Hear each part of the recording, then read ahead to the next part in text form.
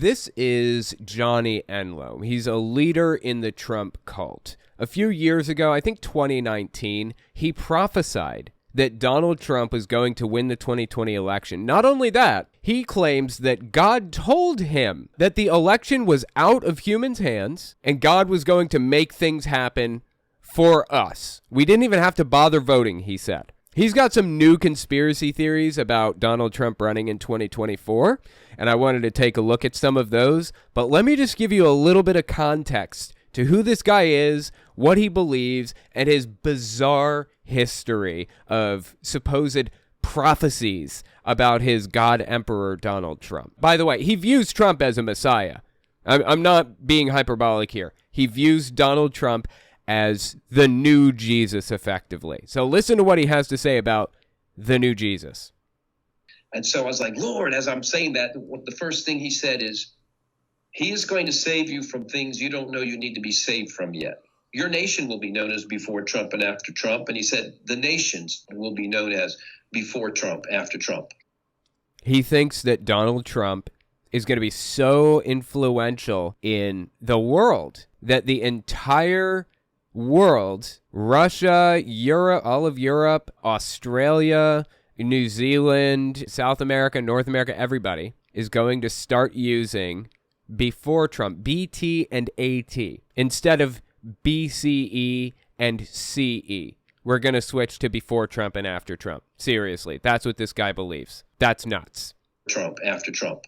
And the Lord, it was like, I'm really not interested in your all's vote this time. I'm doing it. I usually give you all that option. This time, I'm not. This is a rescue operation from heaven. So that's Johnny Enloe telling his listeners. I mean, he's a televangelist, dude. He's not a nobody. He is the linchpin between QAnon and Christianity, effectively. This is televangelist Johnny Enloe. Dude prays over congressmen, telling his people not to bother voting because Donald Trump will win in 2020 either way, no matter what. God will make it so. That's unhinged, dude. That is unhinged. It gets even more unhinged, if you can believe it. Let's go through a couple more examples of this dude prophesying about Donald Trump. Here's another, October 14th, 2021. Check this out. Me ask the prophetic people all the time, when's he going to be back in that seat? It's like, if you just knew a little more of the macro. I saw a picture of President Trump playing chess again. And he's very advanced. I could tell he's very good in advance. Why even include that, honestly? Why even point out how good or bad Trump is at this? It's like he knows that his Messiah would enjoy the compliment of calling him very good and advanced at chess, even though his Messiah isn't even listening to this ostensibly. So he says it because he knows he would like it. It's just weird, dude. This is a pro-Trump, full-blown, not cult, full-blown religion at this point. No joke. I mean, it's a cult too, obviously, but this is a full-blown religion. Then all the you back up, you see the higher view. God has him on his chessboard. And so good. Trump and his whole board were on his board, and he's actually playing Trump. Whenever we feel discouraged with what we're seeing, it means we lack the higher view of seeing what's really taking place. This dude is too obsessed with Donald Trump. Too obsessed. There is a line and he has crossed it. Here's another example. Late January 2021. From heaven, President Trump is recognized as the primary government leader on planet Earth. The dude worships Trump like he is a god. I am not being hyperbolic with that, okay? I really want to make this point here because what he had to say about Trump's 2024 run relates back to all of this. Check this one out, July 25th, 2022. The Supreme Court of Heaven already decertified the 2020 election. Oh, that's good. There's apparently a Supreme Court of Heaven. This is news to me. I didn't know that heaven set things up the same way that earth did. That happened the day of the thievery. That happened November 3rd and November 4th. It was decertified in heaven. You know, this is honestly bizarre to me that he's describing a political hierarchy in heaven when we all know, in fact, heaven is a dictatorship, right? There is no political hierarchy in heaven. He should know that better than anybody. God is a dictator. He is the biggest and the best and controls everything and everybody and the most powerful and blah, blah, blah, blah. Why is Johnny Enloe pretending there's some kind of a weird political hierarchy? He knows all of this. Wow. And so the Supreme Court of Heaven decertified. So just let that resonate with you. Now, the Supreme Court of the United States. Two separate things. The one in heaven, the one in the U.S. Okay. The one in heaven decertified the 2020, as if they have to certify it in the first place. But the one on earth, okay, tell me about the Supreme Court on earth, Johnny. What did they do about the 2020 election? Somehow freed up from some constraints of blackmail or whatever, either late June or early July, they also have already decertified the 2020 election. But that's the rumor I've been hearing. And are you stating that? Are you coming out and stating that they did? I'm stating it. Wow. Dude, this is so sad. This is like a LARPy cosplay type of situation if I've ever seen one. This is just sad. This is simultaneously hilarious and sad. I cannot get enough. And, wow. And you're going to see that. And they didn't just decertify it, but in that decertification, there is a certifying of President Trump. Wow. Yeah. Hey, that's really interesting. He just made a really interesting point without even realizing or trying to kind of brush over it. So not only did the Supreme Court in heaven and on earth both decertify Biden as president, but they also, in a separate action, certified a new president. It won't be Kamala Harris, according to Johnny Enloe, which is who would be next in line. It would be Donald Trump. Just bizarre stuff, dude. Just bizarre stuff.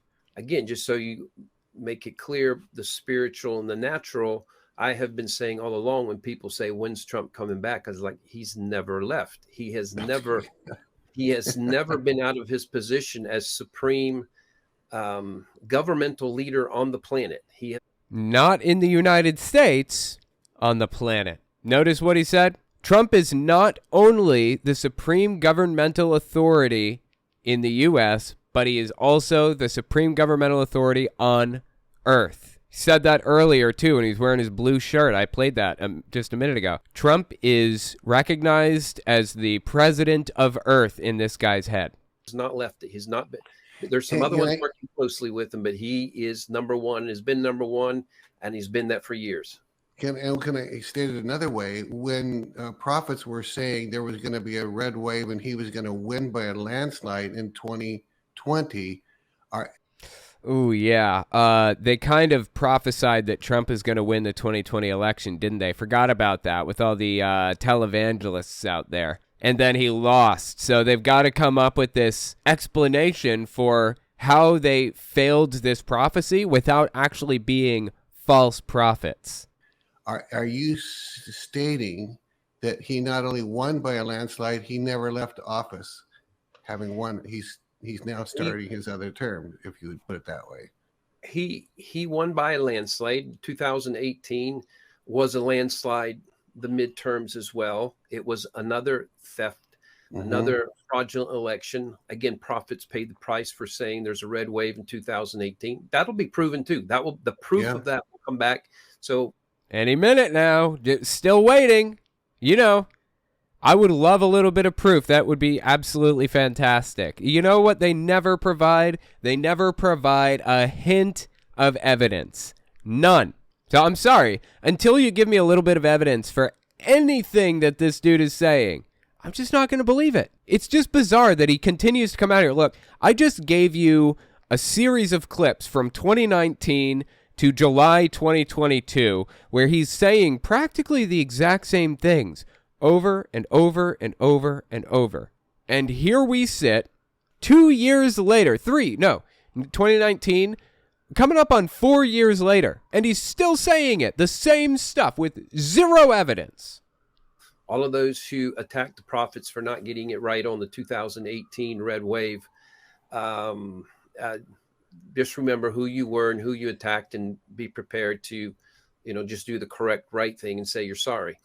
Absolutely. Absolutely. Okay, will do, Buckaroo. I appreciate the warning on that. So here's where it gets interesting. November 15th, 2022, Donald Trump comes out and announces that he is now a candidate for president in 2024. He is very obviously extremely unpopular in the Republican Party. Here's the thing. I think he controls somewhere around 35 to 40% of the Republican Party. So if he retracts his endorsement from you in primaries where only Republicans are voting, you can't win. If he pulls his endorsement, you can't win a primary without him. You can't. But he is vastly outnumbered on a general stage. You can't win a primary without him. You can't win a general election with him. And I think Republicans have come to realize that at this point. In fact, everybody seems to realize that now, especially after the 2022 midterm results. By and large, Donald Trump's endorsements failed miserably. So they're trying to shake Trump off of the back of the Republican Party at this point. And he's fighting that every step of the way, obviously. So at this point, when this was filmed, what we're about to watch, they didn't actually know what Trump's announcement was going to be for sure. I mean, everybody knew he was going to announce he's running for president, but he hadn't come out and done it yet. So this SG Anon guy comes on here to talk to Johnny Enloe and Steve Schultz about what he thinks it could mean. When you see the name Anon, generally certainly in this field of people, like when we're talking about Anons with regards to like Johnny Enloe and Steve Schultz and others, it's a reference to QAnon specifically. So this guy is very likely a QAnoner. I had never heard of him before. But there are other contexts in which Anon could mean other things, but in this context, it means QAnoner. So let's listen to what SG Anon has to say to old Johnny Enloe and Steve Schultz about what he thinks Donald Trump is about to announce.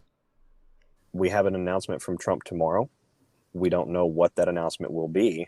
But is it out of the realm of possibility, especially with his rhetoric and how he's built his rallies up in the last 2 years, for him to come out and say something along these lines? And this is just my opinion. Oh, my God. He's taking some brave steps right now. Like, everybody was 99.9% sure that Trump was just going to announce that he's running for president, and it was only going to be a day. Like, why even bother predicting what it was going to be in such a brazen and bizarre way? But okay, tell me, what do you think Trump was about to announce? I am the lawful president of the United States. Wow, I awesome. believe that I have been the lawful president of the United States. We have more than enough election fraud evidence to show that the presidency was stolen, the midterms are getting stolen, it's all getting stolen. Great, then hand the evidence over. Seriously, why are they constantly talking about the evidence but never actually showing any of the evidence, first of all? And second, did you notice this is like the second time that they mentioned Trump is actually the president behind the scenes? Earlier, Johnny Enloe said he believes Trump has never left office. He thinks that Trump is actually the one pulling the levers behind the scenes, right? If that's true, then they can't possibly talk smack about Biden, right? How are they seriously talking badly about the way Biden is running things? Screaming about gas prices, screaming about inflation and Hunter's laptop and all the other nonsense that they scream about constantly. How can you possibly in good conscience scream about those things if you think Trump is the one doing it? I mean, they screamed about the Afghanistan withdrawal for like months. They still do. And wasn't Donald Trump the one in power in their mind? How are they blaming Biden for any of this? There's like this massive cognitive dissonance in their head. Like nothing that they say adds up, but they keep saying it anyway. I believe that I have been the lawful president of the United States. This is what Trump is supposedly going to announce the next night. We have more than enough election fraud evidence to show that the presidency was stolen, the midterms are getting stolen, it's all getting stolen. No. And so we need to engage publicly the constitutional process for the return of the lawful president of the United States. I believe if that were to happen, we would have an instant constitutional crisis that would get the attention of many, both in the sleeping community and in the awakened patriot communities. No, there wouldn't be a constitutional crisis. You know why? Because constitutionally, legally, Biden was elected president, and the whole process went through, and he has been the acting president this entire time. Doesn't matter what Donald Trump says or thinks or believes. This is kind of the same idea that Trump seemed to have had about concession. Well, if I just don't concede, then Biden can never take over as president. That's not how it works. I mean, it's really a good thing that that's not how it works, because I'm 100% certain that Trump just would have remained president if it was as simple as not conceding. But that's neither here nor there. That's just not how it works. And that is the same general idea that he's laying out for us here. Get the attention of many, both in the sleeping community and in the awakened patriot communities. And it would also provide the sort of believable situation, if you will, for those sleepers and normies and loved ones who we lovingly bring along in this journey to accept a change in power. The people of the United States are armed to the teeth. Yeah, that's disturbing in itself. The fact that he brings up how, quote unquote, armed to the teeth true patriots are. I mean, everything that he's said up to this point is kind of directing people to the idea that he wants to put Trump into power, violently or not. He doesn't care what it takes. He wants him there. That's disturbing. That is a disturbing headspace to be in. Here's another one. November 15th, 2022. Enloe is about to tell us about the red wave in the midterm elections. There was no red wave if you're watching this 5 years in the future. They were expecting one, hoping for one, holding their breath, crossing their fingers. It never came. Check this out. If you understand what the objectives are here, it's absolutely the worst thing possible that could have happened is for there to have been the red wave such as we're talking about, where I didn't want to win. I let you win. That's what it was. I let you win. Now look like we don't really need to address the broken electoral system, because what's being revealed and released, and is what we're going to find more and more, is how much more fraud was done this time. I mean, I'm hearing already of someone who was elected in Pennsylvania who was dead, but they were on, somebody had put them on, and so they won an election. Okay, I have no idea what he's talking about. Somebody won an election who had been dead or whatever. I've never heard of any of that. That's complete nonsense. But either way, what he's saying here effectively is, I didn't want to have a red wave because it would show that the election system actually functions. I want all of the normies and the, I don't know, what do they call it?